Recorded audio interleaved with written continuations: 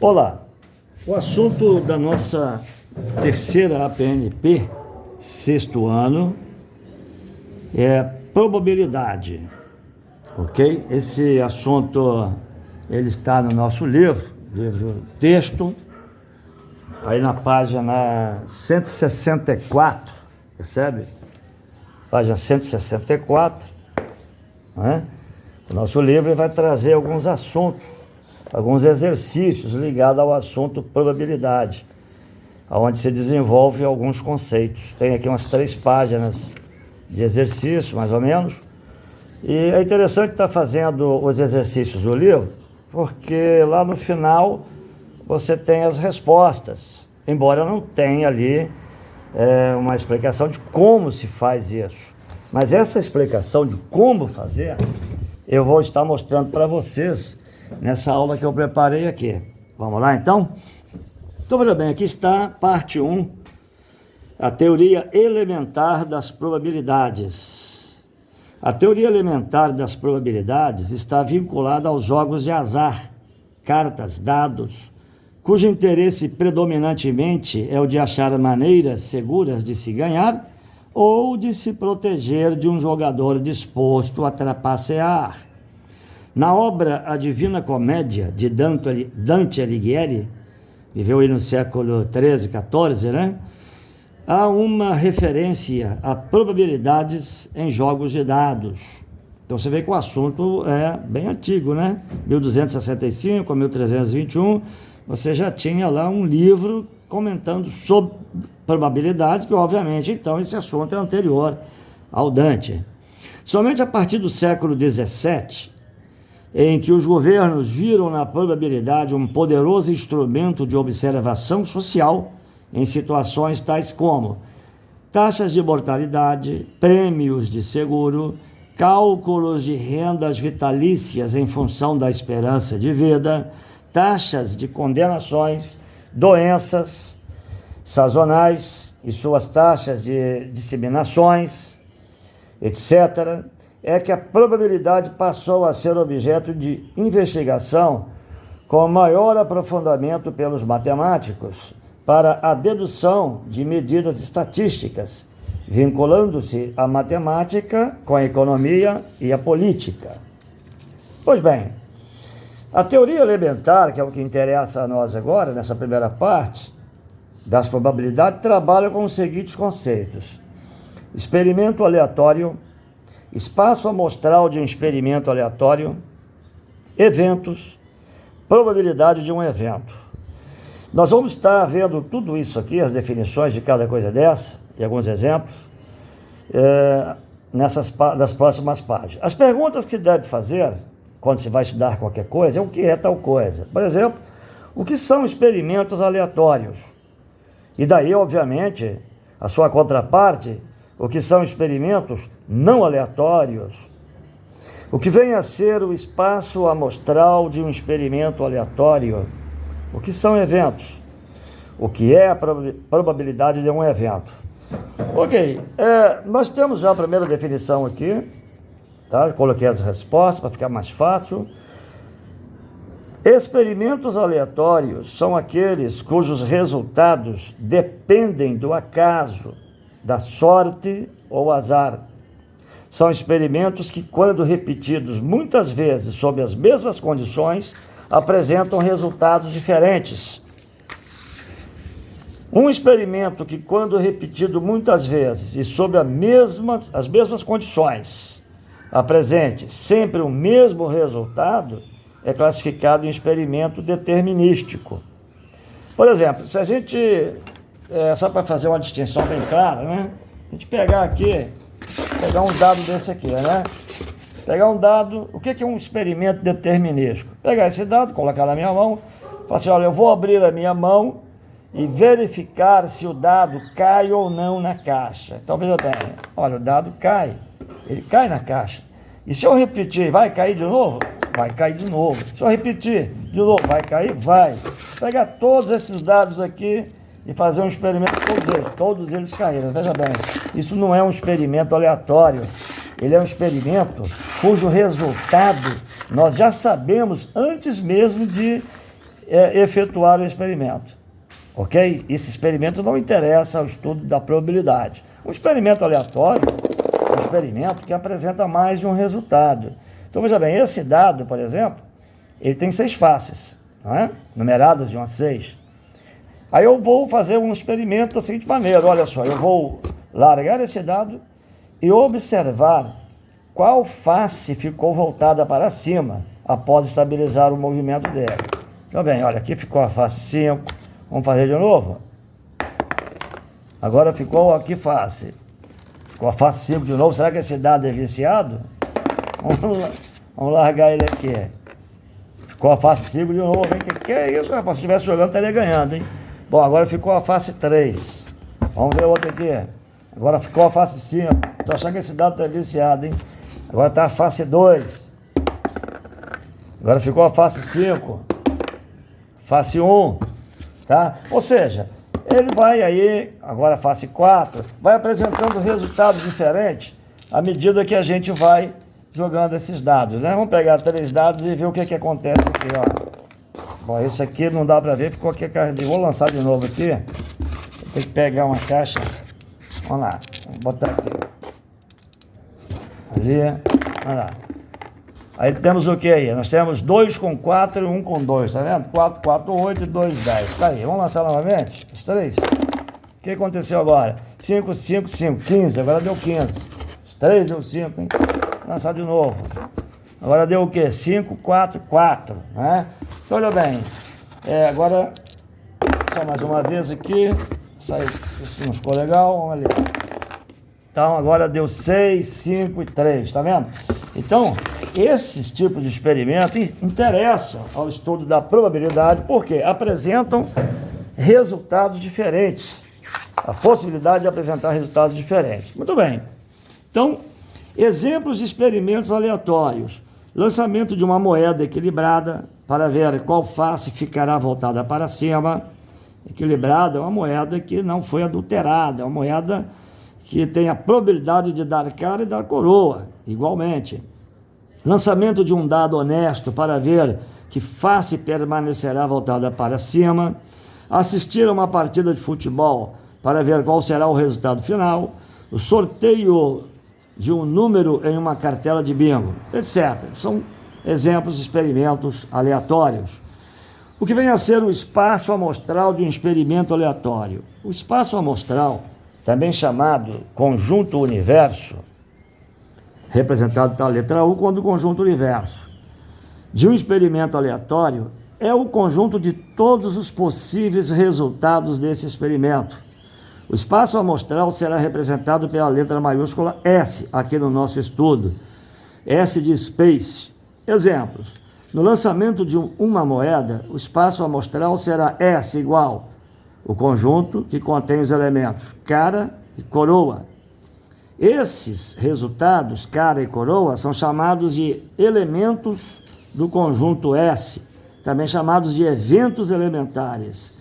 No lançamento de um dado, o espaço amostral é S igual ao conjunto que contém os elementos 1, 2, 3, 4, 5, 6. Fecha a chave de novo, tá vendo? Abre chave, fecha chave. Representação de conjuntos, uma das formas de se representar um conjunto. Esses números, 1, 2, 3, 4, 5 e 6, são chamados de elementos do conjunto S. Muito bem. Agora, o que são eventos? Eventos são subconjuntos do espaço amostral de um experimento aleatório. E subconjunto? Bom, evento é subconjunto. O que é subconjunto? Para ser um subconjunto de um espaço amostral, o mesmo não poderá apresentar nenhum elemento diferente dos elementos do referido espaço amostral. Veja bem, no lançamento de um dado, alguns de seus subconjuntos são o conjunto vazio, tá vendo? O conjunto vazio representa eventos impossíveis de acontecer em S. Por que o conjunto vazio é um subconjunto daquele espaço amostral S, que tem os números 1, 2, 3, 4, 5 e 6? Olha, exatamente, porque ele não apresenta nenhum elemento diferente daqueles de lá, tá vendo? Se ele tivesse algum elemento diferente, então ele não seria subconjunto. Como ele não tem elemento nenhum, também, então, ele não tem elementos diferentes daquele. Por isso, ele é subconjunto daquele conjunto. O conjunto vazio é subconjunto de qualquer conjunto. Ok?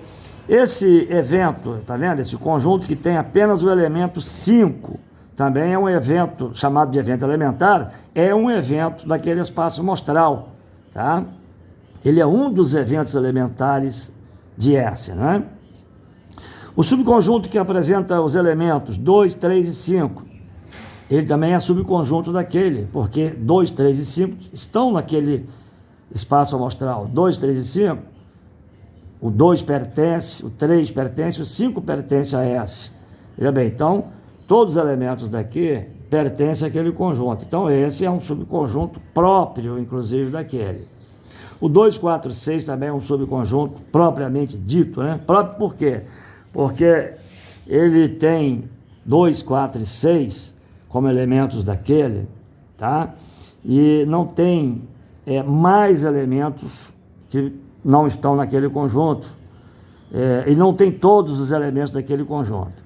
Primeiro, ele é subconjunto porque não apresenta nenhum elemento que não está lá. E ele é um subconjunto próprio porque não apresenta todos os elementos daquele, ok? Isso, se fosse representar em balão, que nós vamos fazer ali, vai ficar bem mais fácil de ver daqui a pouco. 1, 3 e 5 também está lá, e o 3 e 4 também é subconjunto daquele espaço amostral. E ainda temos vários outros, né? Por exemplo, 1, 2, 3, também é um subconjunto próprio, e o subconjunto que apresenta todos os elementos, tá vendo? 1, 2, 3, 4, 5. Esse já não é chamado de subconjunto próprio, porque esse subconjunto é igual àquele conjunto, percebe? Ele é representado por estar contido e igual àquele, certo? As sentenças que definem um evento no lançamento de um dado. Veja bem, as sentenças, essas costumam aparecer nos problemas escritos dessa forma. Lança-se o dado e verifica-se a possibilidade de obter um número maior que 6.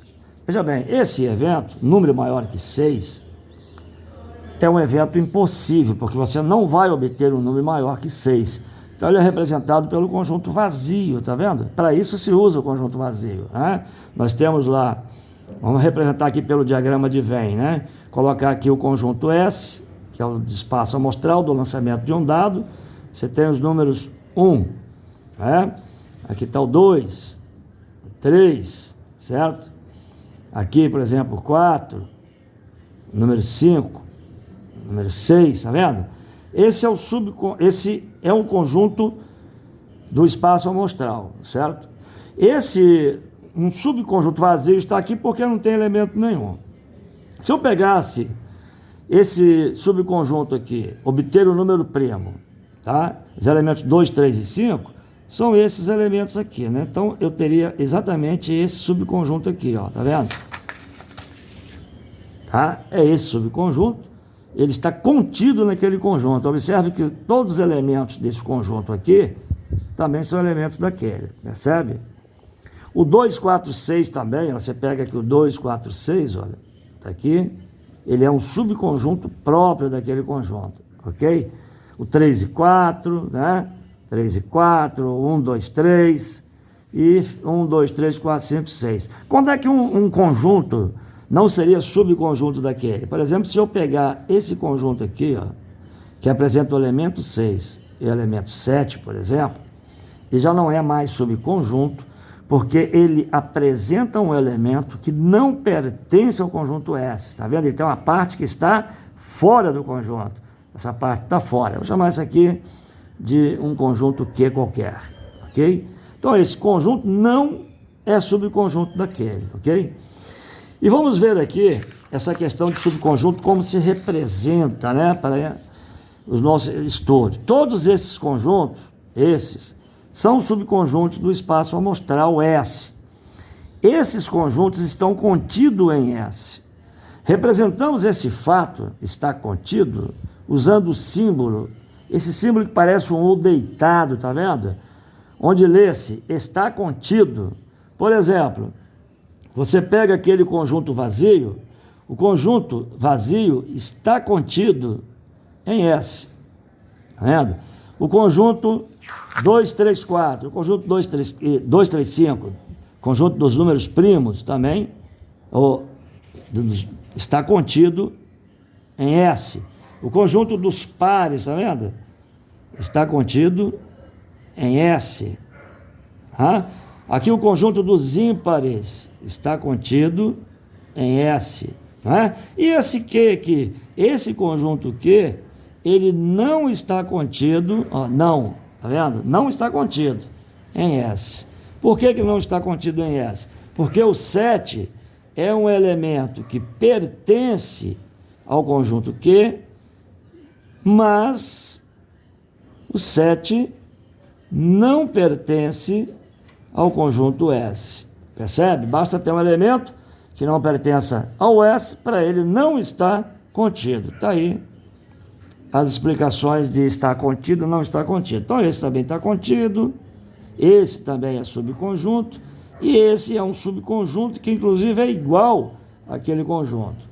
Percebe? Esse é um subconjunto igual. Os outros são subconjuntos próprios, apenas estão contidos. Perfeito. Então, agora vamos para a definição de probabilidade. Essa aqui é uma definição. Observa porque há outras definições. Nós estamos usando aqui a definição enquanto a probabilidade elementar ligada aos jogos de azar. Dado um experimento aleatório, e sendo S o seu espaço amostral, e admitindo-se que todos os elementos de S tenham a mesma chance de ocorrer, ou seja, que S é um espaço de eventos equiprováveis, define-se a probabilidade de um evento A contido em S, tá? Como sendo o número real P de A, que vamos chamar probabilidade de ocorrer o evento A, tal que P de A é N de A sobre N de S. Ou seja, a probabilidade de ocorrer o evento A é a razão entre N de A e N de S. É uma fração, observa? Onde N de A é o número de elementos do conjunto A. N de S é o número de elementos do conjunto S. Ok, então, vamos ver aqui exemplos, tá? Partamos para exemplos. Qual é a probabilidade de se obter um número maior que 2 e menor que 3 no lançamento de um dado? Ok. Solução. O espaço amostral do experimento é S igual a 1, 2, 3, 4, 5, 6. Número de elementos de S é 6. Tem 6 elementos. 1, 2, 3, 4, 5, 6. Ok. Vamos chamar de A ao evento obter o número maior que 2 e menor que 3. Então, A, quem é A? A será o conjunto vazio. Por quê? Observa bem. Eu quero obter um número maior que 2, então não posso pegar 2. Tá vendo? Tem que pegar, 2 não pode pegar, vou ter que pegar daqui para lá. E quero um número menor que 3, então não posso pegar 3 também, tem que pegar daqui para cá. Veja bem, esse conjunto só apresenta números naturais, e não existe número natural nenhum entre 2 e 3, percebe? Então é um conjunto vazio, não tem número nenhum para ele. Daí, o número de elementos de A é 0, e portanto, a probabilidade desse evento A ocorrer, que é o N de A sobre N de S, é 0 sobre 6, e 0 dividido por 6 dá 0, 0%. Então é 0 em 6, tá? 0 em 6, 0%. Agora vamos fazer uma mudança aqui. Qual é a probabilidade de se obter um número maior ou igual a 2? Agora entrou igual. E menor ou igual a 3 no lançamento de um dado. Solução. Como já vimos, esse é o conjunto que apresenta os números de 1 a 6. A quantidade de elementos de S é 6. Vamos nomear esse evento pela letra A também, ok? Então o A agora existe. Por quê? Porque agora ele pode ser maior ou igual a 2, menor ou igual a 3. Então eu vou pegar do 3 para lá, do 2 para cá. Portanto, 2 e 3. Quantidade de elementos de A, 2. Portanto, probabilidade de ocorrer o evento A, que é dado pela razão N de A sobre N de S, vai ser 2 em 6, 2 sobre 6, que simplificando fica 1 em 3.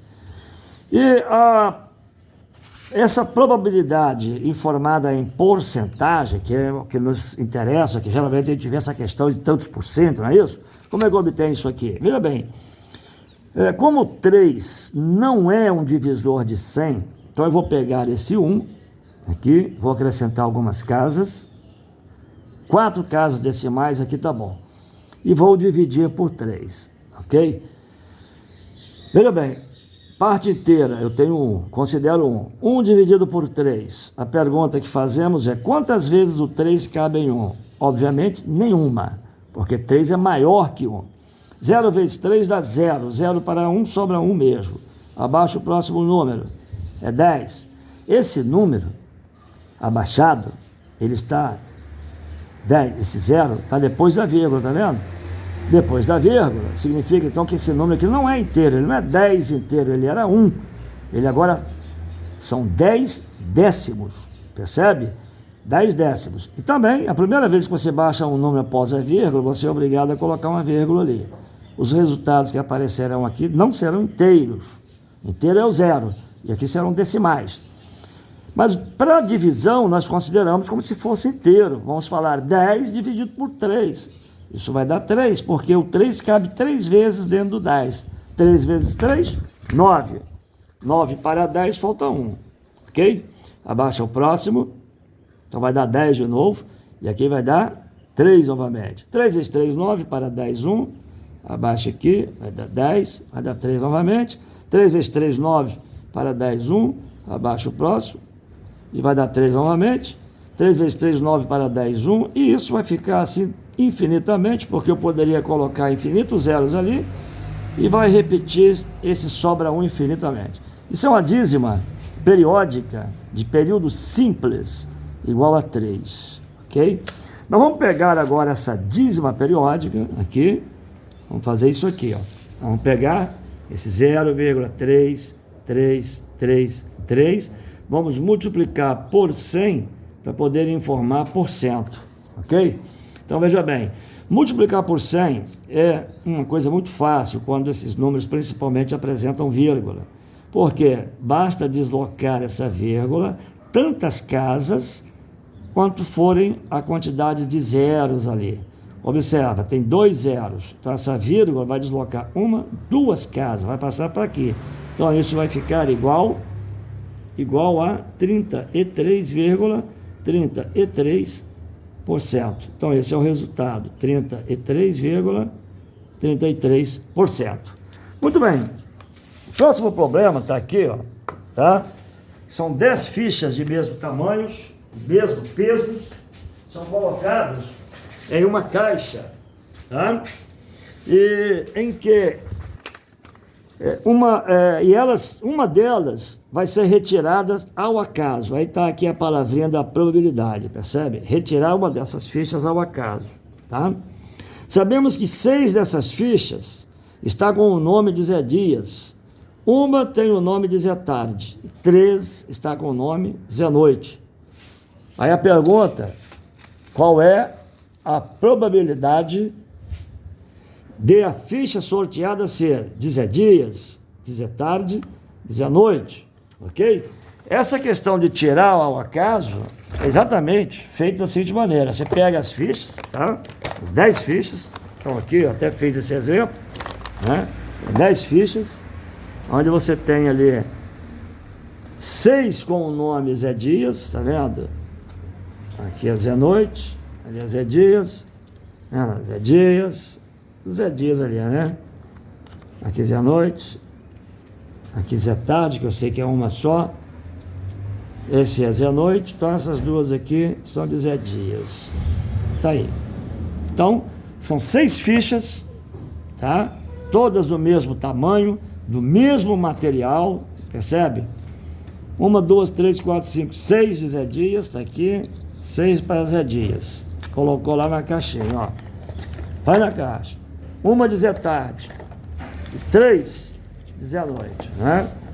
São essas fichas. Retirar uma ao acaso. O que é isso? Retirar ao acaso é você pegar, sacudir bem essas caixinhas aqui, ó, tá? Para que as fichas se misturem bem.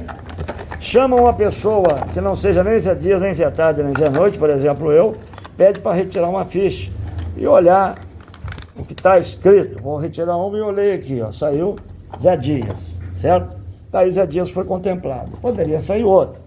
Muito bem, mas o que se pede aqui é a probabilidade de cada um. Para fazer isso aqui, você tem que ver qual é o total de fichas. Muito bem, se nós temos 6 de Zé Dias, temos uma de Zé Tarde e 3 de Zé Noite, o total, 6 mais 1, 7, mais 3, 10. Ok? Então a probabilidade de Zé Dias é 6 em 10. É essa fração aqui, 6 décimos. A probabilidade de Zé Tarde é 1 em 10. E a de Zé Noite são 3 em 10. Percebe? Isso aqui pode ser transformado em frações centesimais, né? Basta multiplicar o numerador e denominador por 10. Percebe? Essa aqui é fácil transformar em porcentagem. Não precisa fazer aquela divisão que fizemos lá, tá vendo? 6 dividido por 10, depois multiplicar por 100%. Porque basta você fazer esse trabalhinho aqui. Você já sabe que 10 vezes 10 é 100. Então você pega aqui, ó, o numerador desse número e também multiplica por 10. Você vai obter 60 em 100. E 60 em 100 é exatamente 60%. Mesma coisa se faz com essa aqui.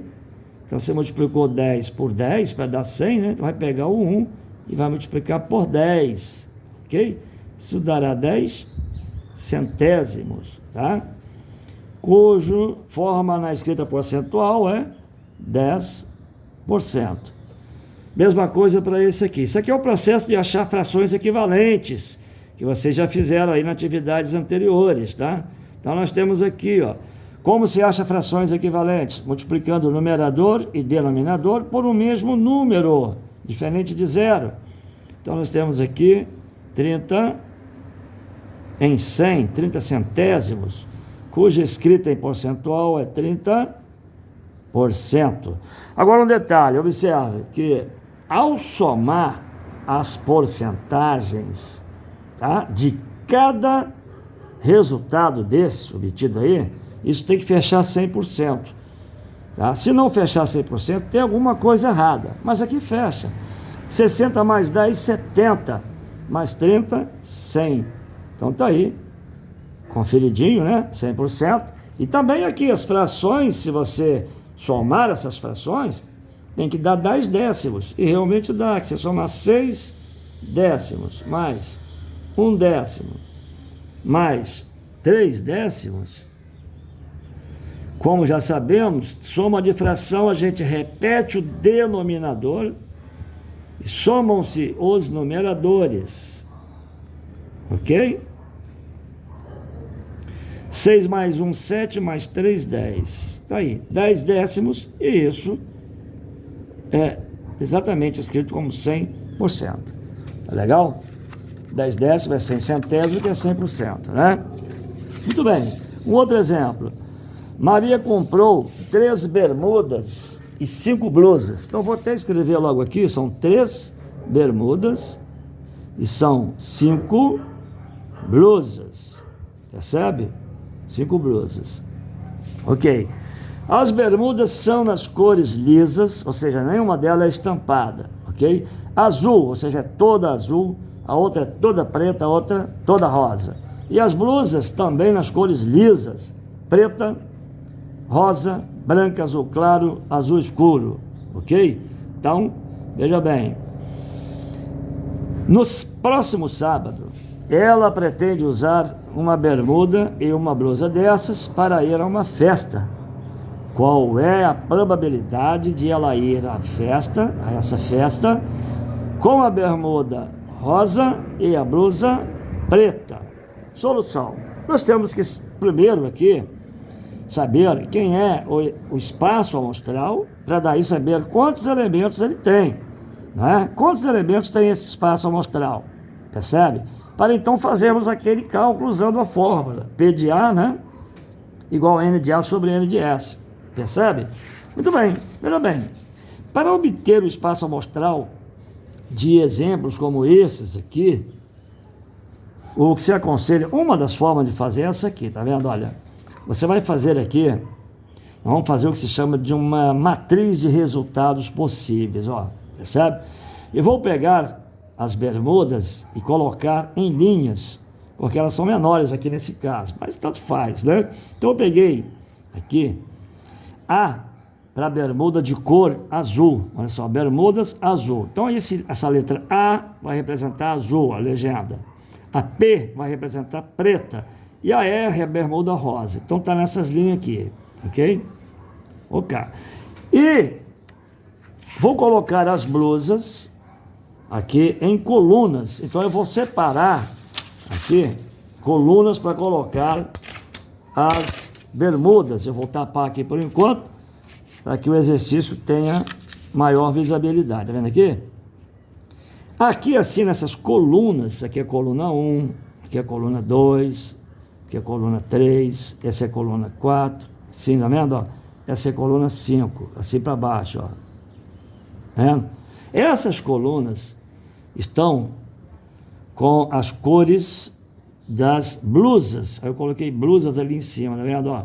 Cor preta, rosa, branca, azul claro que eu chamei de AC, azul escuro que eu chamei de AE. Muito bem, eu vou fazer o cruzamento dos elementos das linhas com das colunas para obter aqui as combinações possíveis que a Maria pode fazer com bermuda, usando uma bermuda e uma blusa. Como combinar isso aí, né? Combinar blusas com bermuda, percebe? Então eu vou fazer aqui, olha, observa bem. Aqui, como primeiro elemento dessa primeira linha, sempre vai aparecer o A de azul da bermuda, olha, A e A. E o segundo elemento são os elementos referentes à coluna, então eu tenho aqui, ó, P, R, B, AC, AE. Então eu formei aqui um elemento, uma combinação, tá vendo, olha, bermuda azul com blusa preta. Aqui eu formei bermuda azul com blusa rosa. Aqui eu formei bermuda azul com blusa branca. Aqui formei bermuda azul com blusa azul claro. E aqui eu tenho bermuda azul com a blusa azul escuro. Muito bem, como eu falei aqui, eu preciso de calcular o número, né, de elementos do conjunto S. Só pela realização aqui da primeira linha, que eu já vi que eu obtive aqui, olha, 1, 2, 3, 4, 5 elementos. Então eu tenho 5 elementos, já sei que eu vou ter 5 elementos para esse, 5 para esse e 5 para esse. Como são 3 elementos, 3 vezes 5, 15. Por isso que eu separei aquele número lá, tá vendo? Olha, 3 vezes 5, 15. 15 o quê? Combinações possíveis para Maria fazer aí com as suas bermudas e suas blusas. São 15 combinações aqui que ela pode fazer. Mas eu realizei as outras aqui para a gente ficar também como exemplo. Percebe aqui? Bermuda preta. Então nessa linha sempre o primeiro elemento vai ser P, ó, P, P, P, P e P. E o segundo elemento são os elementos da coluna ali, que encabeçam a coluna, olha, P, R, B, A, C, A, E. Mesma coisa aqui para rosa. Bermuda rosa sempre vai aparecer como primeiro elemento. Aqui, ó, rosa, rosa, rosa e rosa. E o segundo elemento, o elemento da coluna, P, R, B, A, C, A, E. Muito bem, aqui tem 15 elementos, né? São 1, 2, 3 vezes 1, 2, 3, 4, 5, 3 vezes 5, 15. Percebe? Então, o conjunto S, conjunto de todas as possibilidades, chamado de conjunto universo, né? O espaço amostral de todas as possibilidades, né? Todos os eventos possíveis. Ele é formado por 15 elementos. Eu coloquei aqui o primeiro, o segundo, olha, coloquei a P, a R e o último, R, A, E. Tá vendo? 3 pontinhos, que não interessa escrever tudo. Aqui me interessa saber a quantidade, são 15 elementos. Vamos chamar de F ao evento ir à festa com a bermuda rosa e a blusa preta, tá? Então, esse evento aqui, nós estamos chamando ele, e evento sempre representa entre chaves, né, que é conjunto. Esse é o evento F, tá aqui, ó. Eu coloquei aqui, F, é esse elemento, é esse conjunto que tem um elemento. Número de F, quantidade de elementos de F, 1. Portanto, P de F é como nós sabemos, N de F sobre N de S, isso aqui é igual a 1 sobre 15, e aqui eu vou ter que fazer essa divisão, porque aqui não tem nada para simplificar, tá vendo? Isso aqui é um modelo que eu uso para editar em textos, né, que eu já deixo lá. 1 em 15, que é 1 em 15 mesmo, não tem como simplificar nada aqui, tem que fazer aqui é dividir o 1 por 15 e ver quanto dá isso aqui. Vamos fazer essa continha aqui, vou pegar o 1, vou colocar aqui umas 5 casas, tá bom, decimais, tá vendo? E vou dividir aqui por 15. Como faço a divisão? Considera aqui a parte inteira, eu só tenho 1 na parte inteira, então é ela mesma. 1 dividido por 15. A pergunta que se faz, quantas vezes o 15 cabe em 1? Nenhuma vez, óbvio, porque 15 é maior que 1. 0 vezes 15 dá 0. 0 para 1 sobra 1 mesmo. Aí baixa o próximo elemento. Esse próximo elemento está após uma vírgula. Então coloca uma vírgula aqui e faz a perguntinha. Quantas vezes o 15 cabe em 10? Nenhuma, porque 15 é maior que 10. 0 vezes 15? 0. 0 para 10 sobram 10 mesmo. Aí abaixo o próximo aqui, ó. Agora se eu tenho 100. 100 inteiro? Não, não são 100 inteiros. Observe que era 1 inteiro. Então aqui, 1 inteiro, aqui são 100 centésimos. Aqui são 10 décimos. Tá vendo? O que aparece aqui é centésimo agora. 100 dividido por 15. Que número ele vai dar igual a 100 aqui ou próximo a 100? Quantas vezes o 15 cabe em 100? Percebe? Olha, o 15 eu sei que ele não é um divisor de 100 exato, percebe? Mas eu vou fazer um truquezinho aqui, aqueles cálculos mentais que a gente aprende, né? Eu vou fazer o seguinte, eu vou pegar o 30 e vou fazer a mesma pergunta. Quantas vezes aí o 30 ele vai dar próximo a 100? Eu já sei que ele não dá 100. Próximo a 100 eu tenho 90 ali, ó. Eu sei que 3 vezes 30 é 90. Muito bem. Ah, mas não é 30 aqui. Não, não tem problema, porque o 30 é igual a quê? 30 é igual a 2 vezes 15, certo? Como eu quero que dê 90, observe que está multiplicado por 3. A ordem dos fatores não altera o produto. Então eu vou fazer o seguinte, ao invés de multiplicar 2 vezes 15 de novo, que dá 30 vezes 3, vou fazer o quê? 3 vezes 2, 6 vezes 15. Isso é igual a 90. Então aqui dá 6. Perfeito. Legal. Então 6 vezes 15, 90. 90 para 100 faltam 10. Olha só, sobrou 10 de novo. Então baixando aqui vai dar 100 novamente. E aqui vai dar 6 novamente. Que vezes 15 dá 90. Que para 100 faltam 10. Abaixa outro 0, dá 100. Então já sei que dá 10 e vai dar 10. Vai dar 90 e vai sobrar 10 aqui. Já estou falando quanto vai sobrar, né? Abaixa a outra ali. Dá 100, vai dar 6 e vai sobrar 10 de novo. E se abaixássemos ali os infinitos zeros que podem ser colocados ali, aqui daria um infinito 6 e aqui sobraria infinitamente o 10. 10, 10, 10, 10, 10. Então isso é, como se sabe, uma dízima periódica. E agora observa bem que o número que repete é o 6. Esse é o período, repete de 6 em 6, ó, tá vendo? E esse aqui, esse não repete, ele é fixo, mas ele faz parte da dízima. Essa aqui é chamada uma dízima periódica de período composto, porque apresenta um elemento entre a vírgula e o elemento que se repete. Então é chamada de dízima infinita periódica de período composto. Aquela outra que nós vimos é período simples, ok? Muito bem, mas o que nos interessa aqui é obter a porcentagem. Então eu vou pegar aquele número 0,06666, etc. Eu vou fazer o quê? Multiplicar por 100 para poder escrevê-lo como porcentagem. E já vimos que a multiplicação por 100 basta deslocar a vírgula 2 casas. Então a vírgula vai andar 1, 2, vai parar entre o primeiro 6 e os demais 6. Então vai ficar 6,666%. Geralmente nós representamos isso aqui em 2 casas ou em uma casa. Para fazer isso, nós eliminamos a outra casa, mas temos que ter um cuidado. Se o número a ser eliminado ele é maior ou igual a 5, nós somos obrigados a colocar 1, somar 1 ao anterior. E esse caso é 6 é maior ou igual a 5. Ao cortar esse número, eu vou jogar 1 aqui, somar 1 aqui, tá vendo? Ó? Somando 1 aqui, isso vira 7, vira 6,67%. Aqui estaria representado com 2 casas decimais, né? Isso já foi uma aproximação. E também podemos aproximar para uma casa só, fazendo a mesma, né? Corta esse 7 e joga 1 aqui, isso vai virar 6,7%. E aí, aprendeu? Agora eu vou deixar um desafio para vocês aí fazerem, tá ok? Desafio, olha só o desafio. No lançamento de 3 dados, então nós vamos pegar 3 dados e fazer um lançamento. Cadê meus dados? Dadinhos aqui, ó. Vamos pegar 3 dados aqui, tá vendo? 3 dados, né? Eu não vou fazer exercício, vocês irão fazer, tá? 3 dados.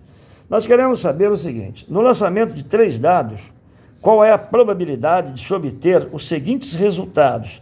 A soma dos números das faces ser igual a 9. Por exemplo, aqui teria que ser 3, 3, 3, dá 9, tá vendo? Mas também poderia ser 2, 3 e 4, também dá 9. Aqui, ó. Cadê o 4? Tá ele aqui, tá vendo? Né? 2, 3 e 4 também dá 9, certo? Poderia outros resultados mais aí. E a outra é a soma dos números da face ser igual a 10. Perfeito? Muito bem, a gente se vê aí nos encontros, também lá na sala de aula, onde você já tem o endereço. Esse material estará disponibilizado lá. Vocês poderão ir lá, eu vou deixar para que cada aluno tenha a sua cópia, ok? Vocês poderão estar fazendo, tirando dúvidas, escrevendo suas dúvidas ali, que tem um local lá no mural, onde você pode postar suas dúvidas. Também você pode conversar com colegas ali, tá? E tchau, tchau, bons estudos e até lá, tchau, tchau.